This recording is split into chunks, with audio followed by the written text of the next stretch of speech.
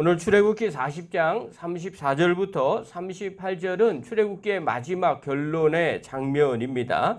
성막이 세워지자 구름이 덮이고 하나님의 영광이 충만해졌다고 합니다. 또 모세도 성막에 들어갈 수 없을 만큼 이 성막에 하나님의 영광이 충만하게 임하였습니다. 백성은 구름이 떠오르면 행진을 하고 또 구름이 떠오르지 않으면 행진하지 않는 순종의 삶을 살게 됩니다. 또 낮에는 구름이 성막 위에 머무르고 밤에는 불이 구름 가운데 있다고 하면서 마무리를 합니다. 한마디로 말하면 가나안 땅을 어떻게 하나님이 인도하셨는지 이스라엘 백성들에게 이제 회막 가운데 함께 하시고 불기둥과 구름기둥으로 지키시고 보호하시고 또 구름기둥으로 인도해 주셨다. 그래서 안전히 가나안 땅으로 이르게 했다라는 것이 출애굽기의 최종의 결론입니다. 오늘 이 본문을 통해서 우리가 깨달아야 될 것이 한 가지 있어요. 그것은 바로 뭐냐면 성도는 하나님의 인도하심을 받는 사람들이라는 겁니다.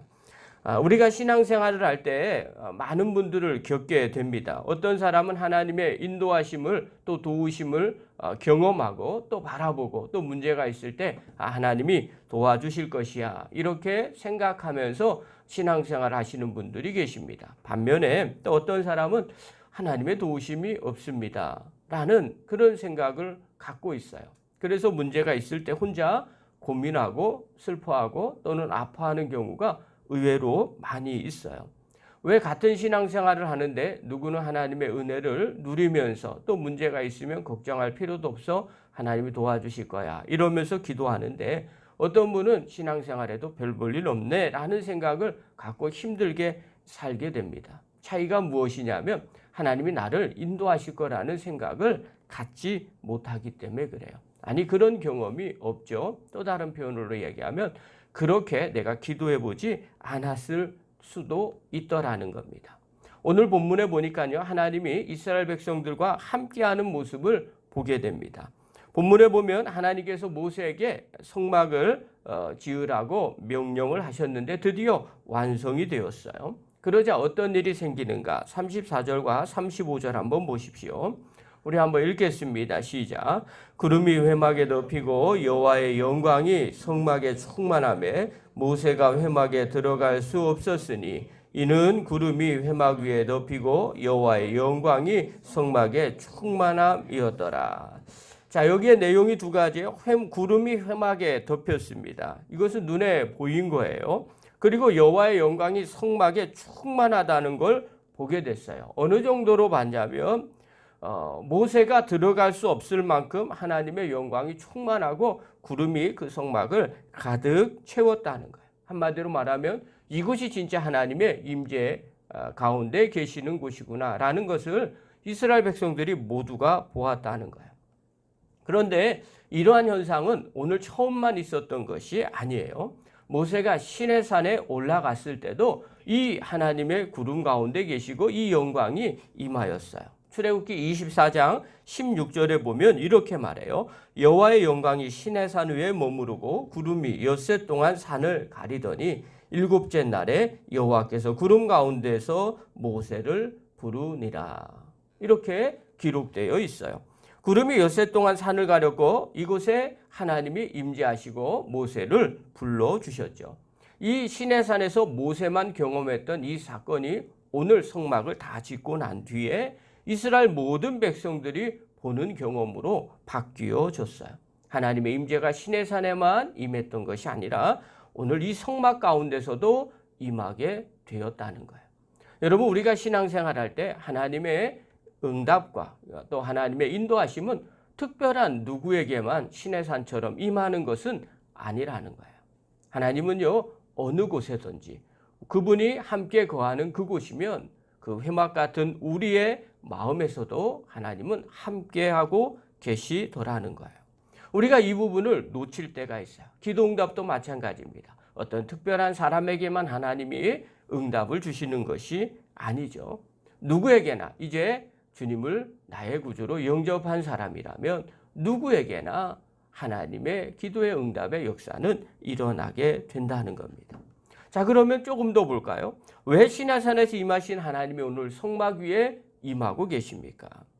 이것이 성막을 짓게 한 하나님의 큰 계획이시라는 거예요. 이전에는요, 모세만 하나님과 만나고 교제를 했었어요. 그러나 지금은 성막에 직접 거하시면서 모든 백성들이 보고 함께 교제하기를 하나님이 원하셨어요. 그래서 성막을 지으라고 한 거죠. 여러분, 당시에 이스라엘 백성들이 광야 생활을 하면서 무엇을 제일 걱정했을까요?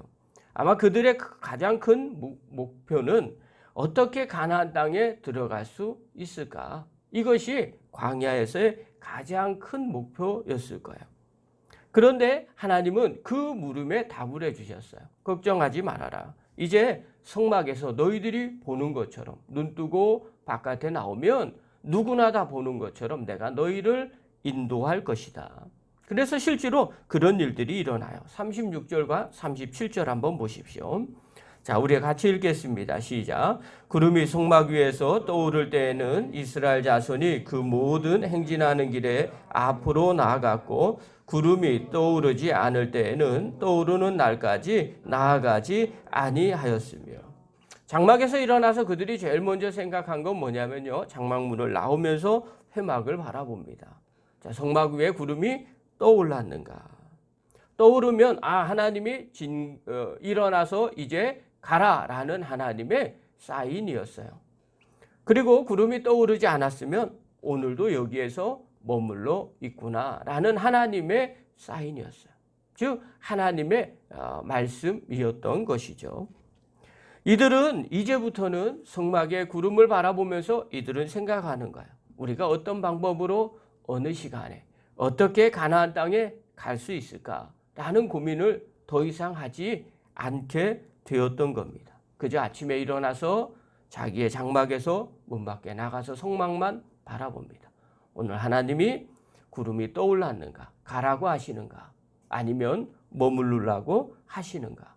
이것만 살피게 됐어요. 하나님이 우리와 함께 하시니까, 또 하나님이 인도하신다는 믿음이 있으니까, 또 하나님이 나의 어떤 목표 가운데 가나안 땅까지 우리를 인도해 주실 거라는 확신이 있으니까 이제 내 생각과 내 방법은 필요하지 않았던 거예요. 그저 하나님이 말씀하시는가, 가라고 하는가, 그렇지 않은가만 확인한 거죠. 여러분, 주님이 우리와 함께 하시면 누구에게나 다 이런 놀라운 역사가 일어납니다. 우리의 인생길을 누가 다 알겠습니까? 두 번 사는 인생은 아무도 없습니다.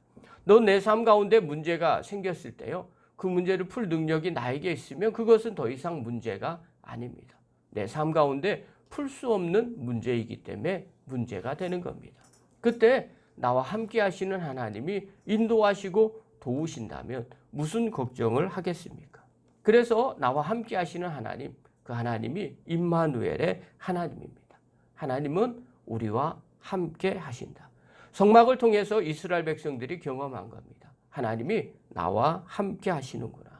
또 내가 그분을 의지하고 그분의 도움을 받기만 하면 충분히 안전하게 가나안 땅으로 갈 수 있겠구나. 그러니 이스라엘 백성들은 더 이상 걱정할 필요가 없었던 겁니다. 여러분, 오늘 우리도 마찬가지죠. 우리가 해야 할 일은 내 안에 계신 그분, 나와 함께 하시는 임마누엘의 하나님을 믿는 겁니다. 그리고 그분의 인도하심을 바라보는 거예요. 우리가 행할 수 있는 것은 그저 주님이 거하시는 그곳에 내가 눈을 돌아서 그분이 하시는 말씀에 순종하는 것뿐입니다. 여러분, 지금도 예수님은 우리 안에 성령님으로 임마누엘하고 계십니다. 예수님께서 이 땅에 오셨을 때도 이런 고민과 염려가 있었어요. 그런데 예수님이 이 땅에 오신 목적을 천사를 통해서 말합니다. 마태복음 1장 23절에 보면 보라, 처녀가 잉태하여 아들을 낳을 것이다. 그의 이름은 임마누엘이라 하리라. 하셨으니 이를 번역한즉 하나님이 우리와 함께 계시다. 여러분, 왜 천사가 예수님이 태어나셨을 때 그의 이름을 임마누엘이라고 했을까? 이것은 하나님이 친히 육신이 되어서 이 땅에 너희와 함께할 것이라는 겁니다. 그래서 예수님은요, 그 전까지 이스라엘 백성들은 하나님을 제대로 보지 못했어요. 그러나 친히 육신으로 이 땅에 오신 그 하나님을 많은 백성들이 보게 되었어요. 임마누엘 하신 하나님, 함께 하신 하나님. 그래서 함께 먹고 함께 자고 함께 즐거워하셨어요. 그러나 그 예수님이 십자가에 돌아가시고 부활하시고 난 뒤에 성령님으로 지금 우리 가운데 함께 하셨어요. 그래서 성령님은 임마누엘 하신 하나님이십니다. 그분이 왜 우리 마음 가운데 함께 하실까요? 그것은 다른 것이 아니죠. 우리가 하나님의 백성이 되었고 주님 만날 그날까지 긴 여정, 아무도 가보지 않는 그 여정의 길을 하나님이 도와주시려고 또 하나님이 인도해 주시려고 우리와 함께하고 계시더라는 거예요. 그러므로 구원받은 하나님의 백성이라면 이제 무슨 생각을 할까요? 내 안에 임마누엘 하신 하나님, 함께 하시는 하나님의 도우심을 믿으셔야 됩니다. 그리고 그분의 음성을 듣고 순종해야 합니다. 그럴 때 이스라엘 백성들이 가나안에 안전하게 간 것처럼 오늘 우리의 인생 가운데서도 하나님이 안전하게 우리를 지키시고 보호해 주시고 인도해 주실 겁니다. 여러분, 우리의 인생에 어려운 문제를 누구나 다 만날 때가 있습니다. 어떤 사람은 사업 때문에 고민하는 분들도 계시고요. 인간관계 때문에 늘 힘들어 하시는 분들도 계십니다. 실제로 그것 때문에 신앙생활을 또 세상생활을 어렵게 하시는 분들도 주변에서 만나봤습니다. 또 물질관계 때문에 너무너무 힘들어 하시는 영혼들도 있습니다. 또 내일 일이 어떻게 될지 염려하며 걱정하는 그런 영혼들도 많이 봤습니다. 여러분, 이 문제를 우리가 어떻게 스스로 다 해결할 수 있겠습니까? 그러나 우리와 함께 하시는 하나님은 능히 그런 문제를 다 해결해 주실 겁니다. 그러므로 우리가 해야 할 일은요, 그분 앞에 나가는 거예요. 그리고 그분의 인도하심을 받는 거예요.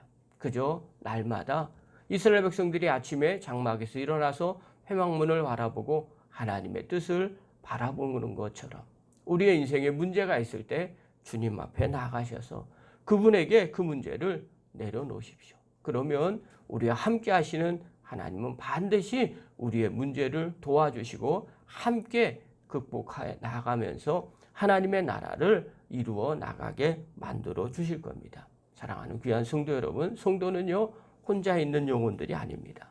하나님의 도우심을 받는 영혼들이에요. 늘 내 안에 계신 그 성령님 앞에 의지하고 또 기도함으로 말미암아 하나님의 그 도우심을 받고 경험하고 한 걸음 한 걸음 나아가는 믿음의 거룩한 종들 되기를 간절히 축원합니다. 기도하겠습니다.